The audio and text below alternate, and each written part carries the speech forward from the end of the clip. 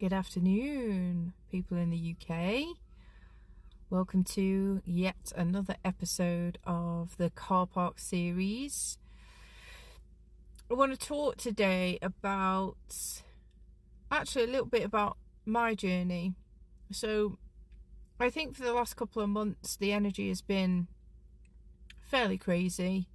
I've had lots of celestial events, planets in alignment, new moons, full moons, partial eclipses, loads of planets in alignment. We've had Lionsgate. We've had all sorts of nonsense going on.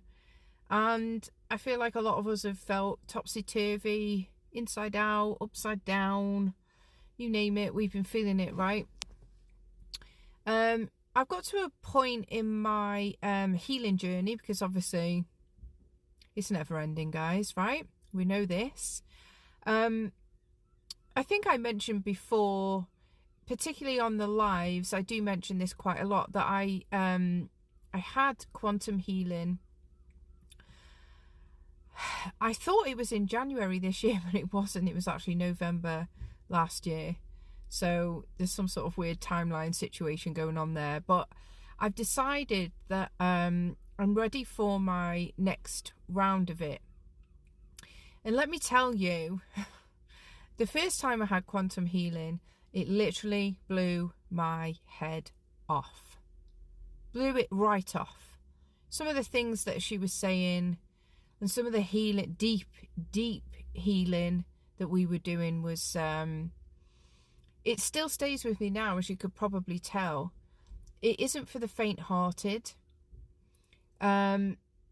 But it is absolutely amazing. And I've referenced her before. And if you're interested in quantum healing, her name is Tina Slade. Literally just Google her. She's got a website. She's not of this world. And I know lots of us aren't, but she is another level. And some of the things that she said to me, I've still not integrated. And where I'm getting to with this is, because it has to do with, one, the healing that I haven't done, and two, the false beliefs I have about myself. And I know this will resonate with a lot of you.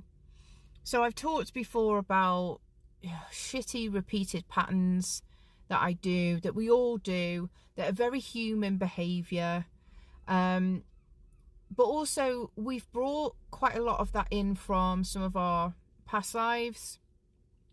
And we've probably scratched the surface with some of those lives, but some of it is ingrained in our DNA. And I really feel like that's my situation at the moment, that I have got to do some massive clearing to get to my next level. And the message, and I guess the sort of teaching around that, is always be looking for what else you can heal next. That doesn't mean that you have to do it all in one go. I certainly haven't. Like I said, my last quantum healing was in November last year, but it's taken me a long time to process even 50% of that information. And it's not that I don't comprehend it. I understand it, but I don't understand it. Like, it hasn't, it's almost like, guys, it hasn't penetrated into my heart. Because some of the stuff that she told me, it's almost, I know what it is. Thank you very much, Source. It's because I don't feel worthy to have received some of that information. And some of it I won't ever share, because it's too personal to me. And also, I'm going to be really honest, it feels like, the way that she described it, it was like I was special. And I really resist that, because I think everybody is special. So I need to unpick that. And by special, she doesn't mean, the second coming of the Messiah. She did talk to me a lot about being a direct child of Source. And I resist that, because I'm like, well, we're all of Source, and Source is us. So I think in my 3D comprehension, it's kind of skewed. And that comes back to the false beliefs I have about myself. And like I said, we absolutely all have those. And it's a feeling of powerlessness, unworthiness. With that comes a lot of guilt and shame. And then we do stupid things like I do in the 3D. Like, I have such an addictive personality. Like, why can't I be addicted to, like, I don't know, knitting? She says with a beautifully knitted jumper on. I didn't do this, by the way. I haven't got the patience. But it's like, and I'm not talking about being on hard drugs or anything. I don't mean that. I mean, I have an addiction. I almost have an addiction to the pattern of my behaviours, which I know some people will resonate with as well. But I also, full disclosure, because I can't fully understand certain things, and I won't allow those things to be in my body, I like to numb that pain and that fear and that guilt and that shame. It's like a cycle. So I don't have a great relationship with food. It's taken me a long time to get to this stage in my life where it's like under control. Yeah, because we can't not eat.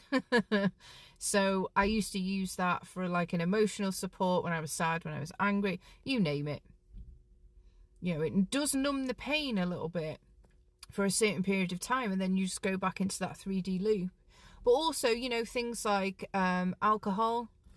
I definitely, not that I'm a huge drinker, but I do numb the pain with that quite a lot.